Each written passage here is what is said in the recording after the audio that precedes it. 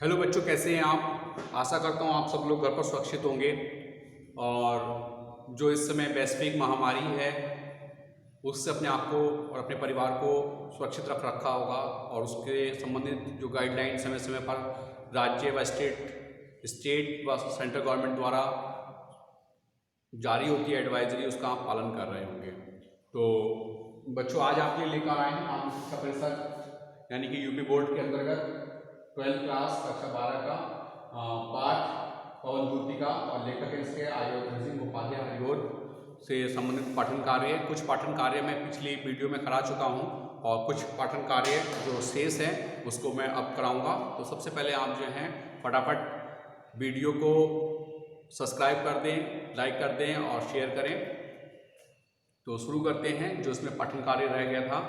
हिंदी जगत में सबसे पहले जो अयोध्या सिंह उपाध्याय हरिओद जी हैं, इन्होंने गद्य काव्य की रचना प्रिय प्रवास के माध्यम से की और ये जो पवन दूती का है ये उसी से अतिरिक्त एक छोटा सा खंड है जो राधा और श्री कृष्ण से संबंधित है, जिसमें राधा जो हैं वो अपनी विरह यानी कि जब श्री कृष्ण ने छोड़कर मथुरा आ जाते हैं तो अपनी विरह पवन के माध्यम से अपना संदेश श्री कृष्ण तक पहुंचाती है। तो उसी से संबंधित मैं आपको आगे पाठन कराता हूं। ध्यान से सुनेंगे, केवल सुनने मात्र से ही इसके अर्थ अपने आप निकल जाते हैं। ये गद्य में लिखा हुआ है जो कि हम आम बोलचाल की भाषा में बोलते हैं। गद्य काव्य है। गद्य को काव्य के रूप में प्रस्तुत किया गया है अयोध्या सिंह उपाध्याय हरिओद जी द्वारा। देखिए, नीले फूल कमल दल सी गात की श्यामलता है, पीला प्यारा बसन कटी में पनहते हैं पबीला, छूटी काली अकल मुख की क्रांति को है बढ़ाती, सद वस्त्रों में नवल तन की फूटती सी प्रभा है। कहने का तात्पर्य यह है, यहाँ पर जो है राधिका जी अपने प्रिय अर्थात श्री कृष्ण का परिचय देने के लिए पवन दूतिका को बताती हैं कि वो किस तरह से दिखते हैं, किस तरह के वस्त्र पहनते हैं, किस तरह की उनकी क्रांति है, क्या उनका तेज है और किस तरह से उनके वस्त्रों से सद वस्त्रों से जो है आभा फूट रही है। सांचे ढाल सकल बपु हैं दिव्य सौंदर्यशाली, सत्पुरुषों सी सुरभि उनकी प्राण संतोपोषिका है, दोनों कंधे प्रसव बर से हैं बड़े ही सजीले, लंबी बाहें करब करसी शक्ति की पेटिका हैं। अब उनके जो है जो शारीरिक उनका ढांचा है उसके बारे में बताती हैं कि किस तरह से वो दिखते हैं। जो उनका सौंदर्य है वो बहुत शक्तिशाली है, सत्पुरुषों जैसी उनकी जो है सभी है, उनकी प्राण जो क्या है वो है देखने योग्य। उनके जो दोनों कंधे हैं वो बहुत ही सजीले हैं, उनकी बाहें लंबी हैं और वो शक्ति से भरी हुई हैं। राजाओं सा सिर पर लसा दिव्य अपिड होगा, शोभा होगी अभय श्रुति में स्वर्ण के कुंडलों की, नाना रत्ना कलित भुज में मंजू के यूर होंगे, मोती माला लसित उनका कंभू सा कंठ होगा। उनके बताती हैं कि राजाओं जैसा जो दिव्य उनके सर पर जो है जो मुकुट होता है उस तरह का होगा। उनकी जो कुंडलों की आभा है वो बहुत ही शोभनीय होगी और नाना प्रकार के अलग अलग प्रकार के उन्होंने जो है अपने ऊपर रत्न उनमें पड़े हुए होंगे और उनके गले में जो है मोतियों की माला भरी हुई होगी।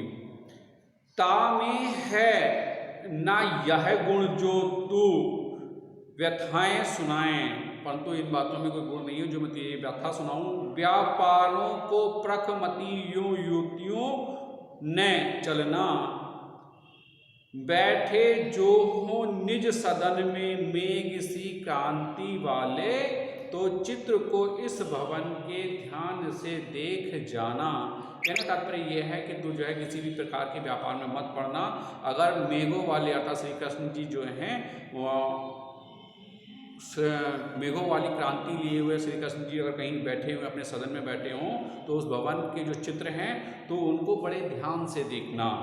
जो चित्र में ब्रह विधुरा का मिले चित्र कोई, जा तो जाके निकट उसको भाव से यूं हिलाना। प्यारे हो के चकित जिससे चित्र की ओर देखें, आशा है तो सुरभि उनको हो सकेगी हमारी। कहने का तात्पर्य यहाँ पर ये है, लेखक अपने माध्यम से राधिका के द्वारा पवन को ये संदेश देती हैं कि अगर कोई चित्र ब्रह्मी का तुम्हें उस भवन में मिल जाए तो उसके पास निकट जाना और उसे बड़े भाव से हिलाना, और जिससे कि जो मेरे प्रिय हैं वो उसे देखकर चकित हो जाएं और उन्हें जो है मेरी सुध बुद्ध या हमारी जो स्थिति है उसका उन्हें आभास हो सके। जो कोई भी इस सदन में चित्र उद्यान का हो प्राणी विपुल उनके घूमते बाबले से, तो जाके सनिकट उसको हो हिला के उसे भी देव आत्मा की सुरति ब्रज और ब्रज के व्याकुलों की कराना। और उन्होंने यहाँ पर ये कहती है राधिका जी कि अगर कोई ऐसा ऐसे सदन में उसमें ऐसा भी चित्र मिलता है जो बाग बगीचों का है तो वहाँ पर तुम जाना आराम से और उसके पास जाके उसको हिला देना, जिससे कि जो ब्रज के देव आत्माएँ हैं उनकी जो स्मृति है, उनकी व्याकुलता है, वो उनका एहसास उन्हें हो सके। कोई प्यारा कुसुम कुंभला गेह में जो पड़ा हो तो प्यारे के चरण पर ला डाल देना उसको। अगर रास्ते में कहीं पर कोई कुमलाया हुआ कोई पुष्प पड़ा हो तो अपने हवा के वेग से उसे श्री कृष्ण के चरणों में लाके डाल देना। यूं देना ए पवन बतला फूल सी एक बाला, मिलाना हो कमल पग को चूमना चाहती है। और ऐसा एहसास होना चाहिए कि कमल की जो मालिनी है वो उसे चूमना चाहती है। ये गद्य में है बच्चों, इसको मैं इसलिए डायरेक्ट पढ़ा रहा हूँ जिससे कि आप आसानी से भी समझ सकते हैं, इसमें कोई ऐसी बात नहीं है। जो प्यारे मंजूर उपवन या वाटिका में खड़े हों, छिद्रों में जा क्लीनित करना वेणु सा किचको को, यों होवेगी सुरभि उनको सर्वे गोपालंगना की, जो है बंसी श्रवण रुचि से दीर्घ उत्कंठ होती। तो बच्चों आज मैंने आपको ये यहाँ 19 तक करा दिए हैं और जो आने वाली वीडियो है उसमें मैं आपको समस्त पढ़ाऊँगा और उसके बाद जो इससे संबंधित प्रश्न उत्तर हैं वो आपको कराए जाएंगे। मैं आपसे बार बार कहता हूँ कि आप जो हैं जो चीज़ आपको पढ़ाई जा रही है, अगर आपको पता ही है कि इसके बाद आगे वाली जो बचे हुए पद हैं वो पढ़ाए जाएंगे तो उनका एक बार आप अवलोकन जरूर कर लें, पढ़ लें, क्योंकि जब पढ़ाते समय वो आपको अच्छे से समझ में आएंगे। तो बच्चों आज के लिए इतना ही, मिलते हैं कल नई वीडियो में, जब तक के लिए हैव अ नाइस डे।